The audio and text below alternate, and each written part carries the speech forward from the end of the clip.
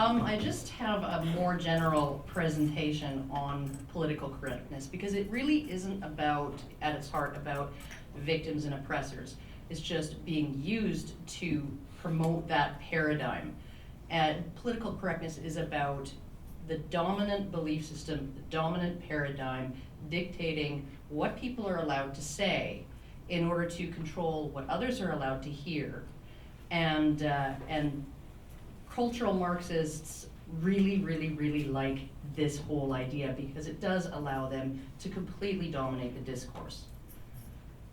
Mid-20th century, the term was used disparagingly by equalitarian socialists to refer to dogmatic communists who towed the official Communist Party line over compassion or common sense, and it's since morphed into a description of how governments can establish political control of society and curtail freedom of thought, partly through controlling and manipulating language. Correct words and ideas are extolled, incorrect ones are banned. And I'm an anti-feminist, so I'm very incorrect. What PC boils down to is the promotion of speech and ideas that agree with that dominant paradigm and the eradication of any dissenting speech or ideas. That's all it is. It doesn't matter, and this is the topic of this panel. Is it political correctness or do we promote respectful dialogue? It really doesn't matter how polite you are. It doesn't matter how reasonable you are, how sound your reasoning is, or how much evidence you have to support your position. If you are speaking out for fathers' rights, if you are speaking out for due process in rape accusations and rape trials, if you are speaking out against ex parte restraining orders available to women on the basis that I feel afraid because I'm separating from my husband, and I feel afraid even though he has no history of violence. Bam, he's kicked out of his house. I mean, this is what I talk about all the time. These are laws and policies that have been pushed through by ideological feminism, and I get called a misogynist probably 10 times a day. So, if you are disagreeing with the dominant or correct attitude or philosophy, you are by definition incorrect, and that incorrectness establishes a moral justification by which you can be ignored or shouted down or otherwise silenced, often by intimidation, often by violence. Now, this control used to be administered from governments on down in Stalinist Russia and in Eastern Bloc countries, government mechanisms of censorship and punishment of political dissent.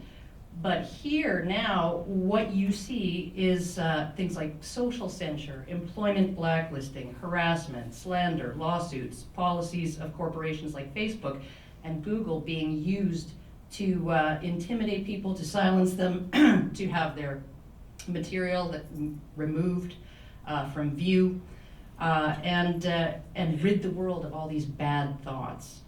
And they have managed to engage in a lot of governmental and justice systems in these supposedly free societies that we live in. In the UK, a teenage boy was charged with a crime a couple of years ago for calling a police officer's horse gay. And in Toronto, a man's been charged with criminal harassment for tweeting at some women that he disapproved of their actions, which was ironic because their actions were to harass another individual in real life, not on Twitter, not by tweeting.